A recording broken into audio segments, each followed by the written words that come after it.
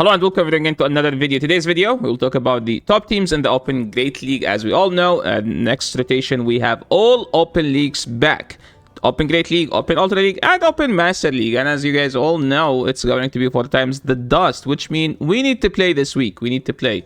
I know, not everyone liked Halloween with the combination of Remix. Halloween was slightly better. Remix became like so degen with the Bastidons, players that always ruin the fun. I mean, they refuse to learn the game. They refuse to learn to play the game, so they would rather play Bastidon. I mean, they can. So we're not complaining, just calling them out. Okay.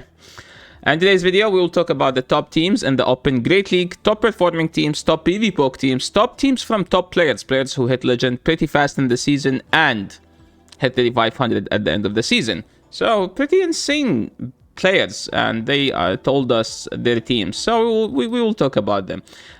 This time I'm not going to talk about all of these, but we will talk more about the teams themselves. If you take a look at PvP ranking, Cloudside is number 1 and 2. Why number 1 and 2? Because Cloudside is just that good, so it's number 1 and 2.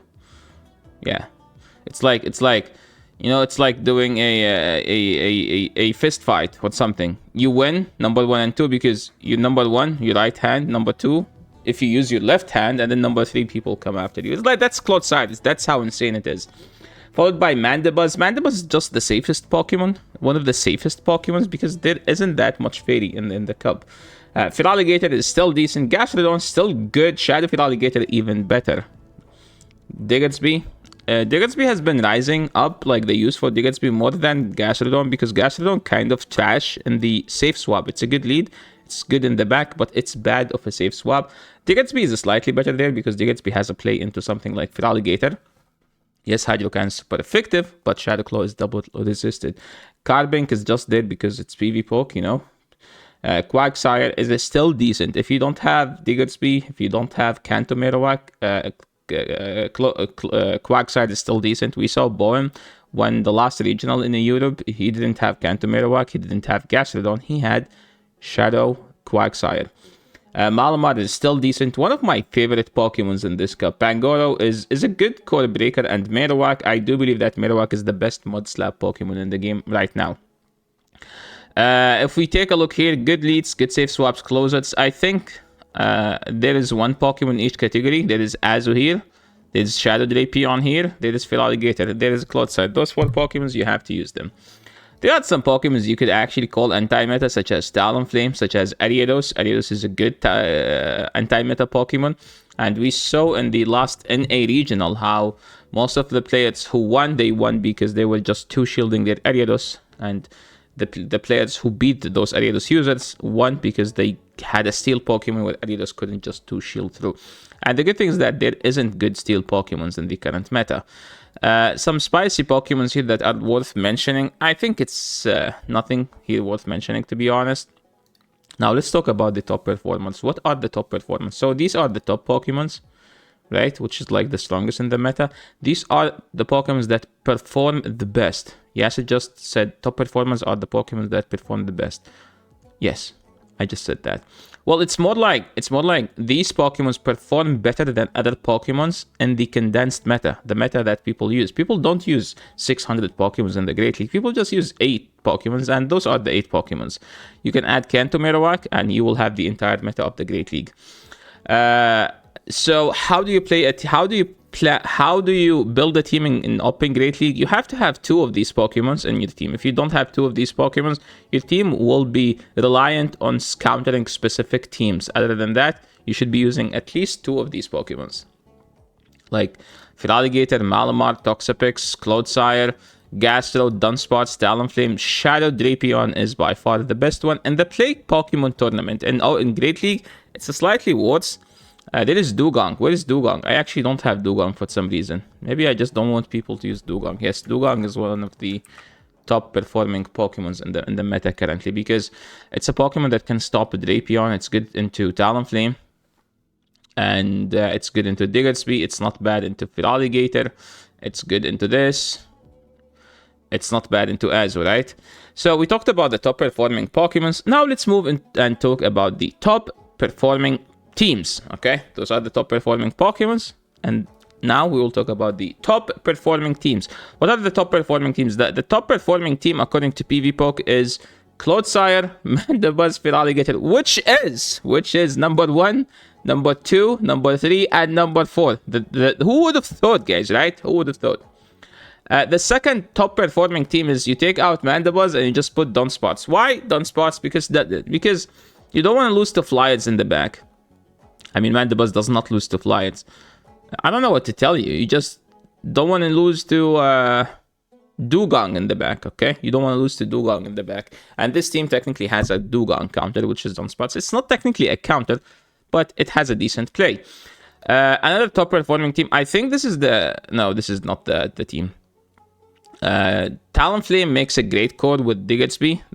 They kind of both struggle to beat Feraligatr, but this thing is not bad into Feraligatr, and you have Dunsparce, which double resist Shadow Claw too, and does not take super effective from Hydro Cannon, and should have a decent play. I think Feraligatr wins the 0 because you just get to 2 Hydro Cannons pretty fast, but Dunsparce should win every other shield. If you are an Azu fan, I get you an Azu team that's pretty bulky and pretty annoying to play against. Even I wouldn't like to play against this team, which is Azu Double Ice. This team kinda struggle into the opposing A-Slash. Feraligatr is just annoying. Talonflame in the back is extremely tough. But you have an Azu, you have 2 Ice, one of them will be used to bait out the counter user. Malamar is extremely annoying for this team because Malamar beat Azu in the 2 and can superpower whichever the Ice Pokemon. So these are like the top performing teams. Now let's talk about top teams from top players. I mean, this is top teams, so we have to. Like legend teams from legendary players. That's what I would say. And the first legendary battler we have... Did I always try to do this by just trying to read his name? Okay, I think we can read it. So it's like Pokemon upside down, okay? It's always sad. We call him Mango. It's his name is the Pokemon Go, so we just Mango. Yeah, it's like man. That's his Twitch name, so we call him Mango. He wanted to be the Pokemon, but we call him Mango. It's like sometimes you pick names for yourself, but people just don't take it seriously, and then they choose a name for you. I mean, that's your name technically. Your parents chose it for you, you didn't choose it. So even if you choose a name for yourself, people will just call you. I don't know. Okay, enough yapping. More about this team. What is the thing about this team? I think he likes Diggersby because Diggersby has a great neutral play into the entire meta. And he loves the Drapion because the Drapion is the best Pokemon. What does this Pokemon do? Well, this team, as you can see, it's ABA weak to Pangoro, so Clefable is there to hunt those Pangoros. But the team struggles into something like Dugong.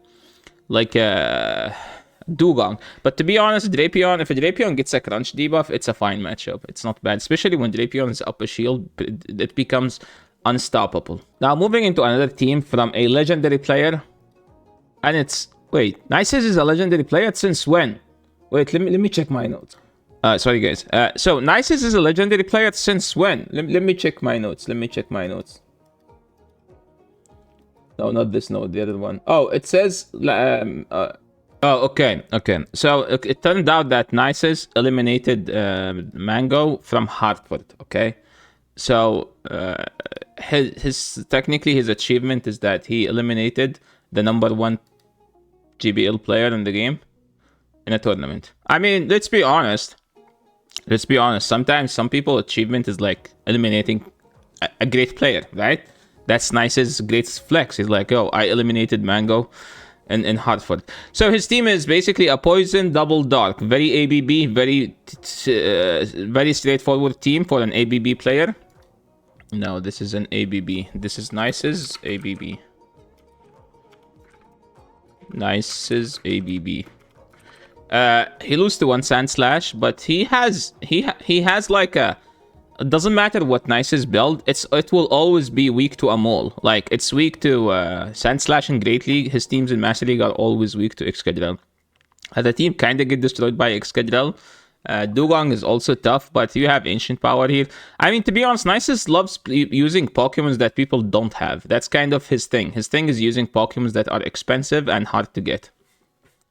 Now, moving into Brandon. Brandon hit, I think he was top 4 in EUIC.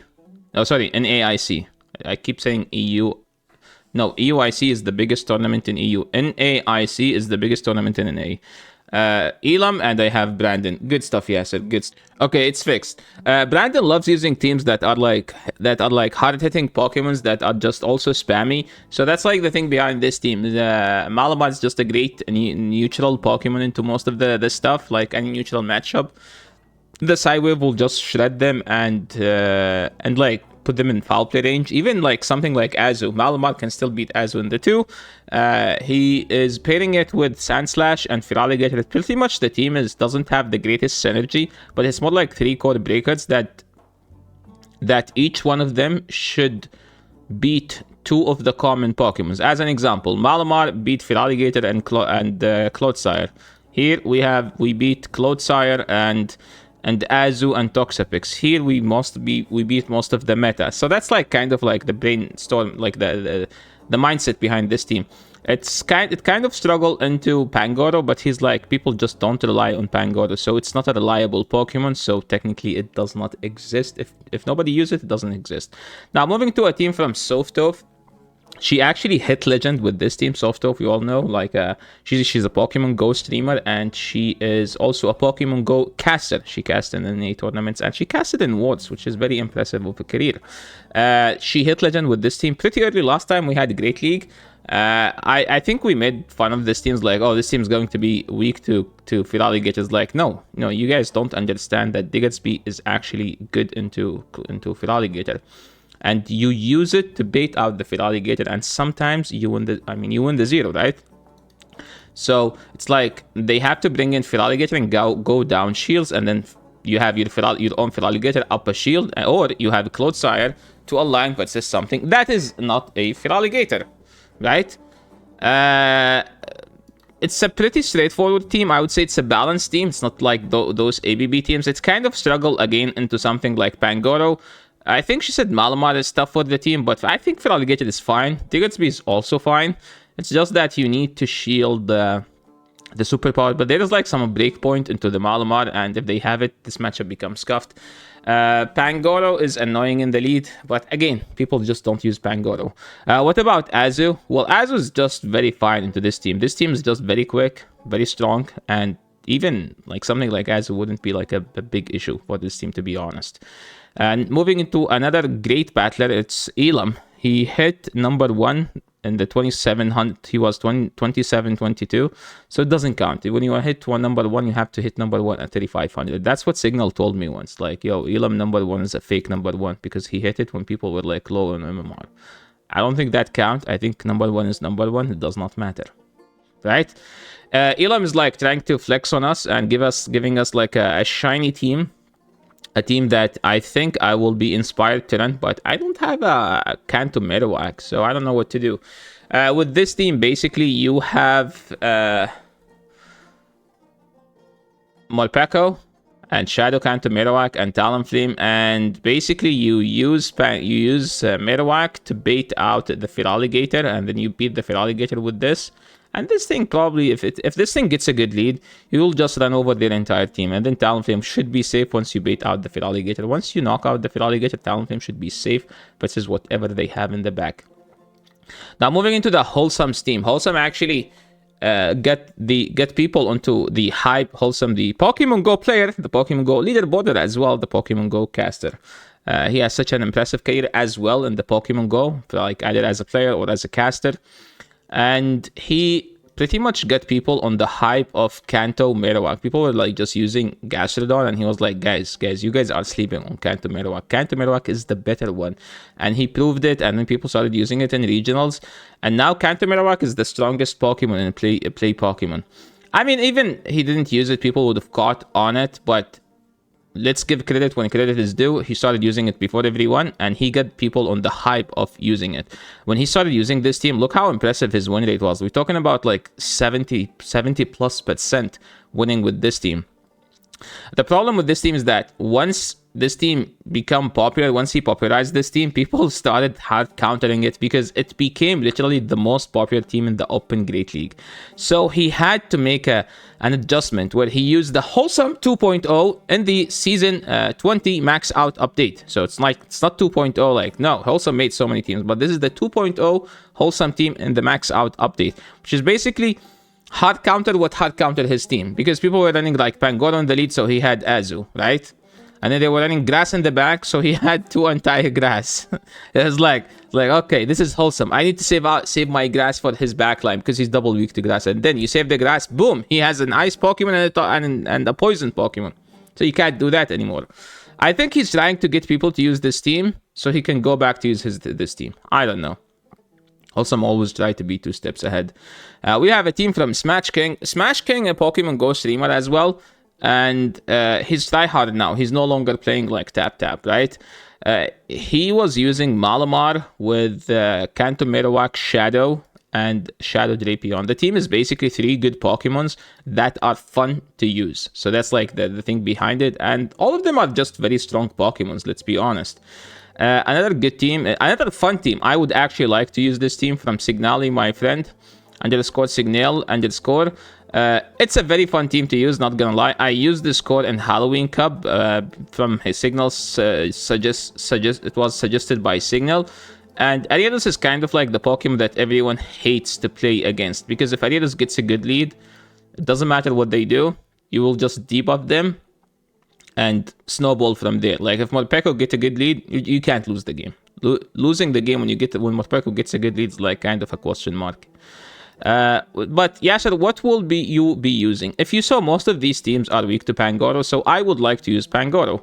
And I used to use Talonflame with Toxapex core, but I think the problem with this core is that something like Kanto Marowak is just tough to use. It's tough to handle, so that's why we have this guy.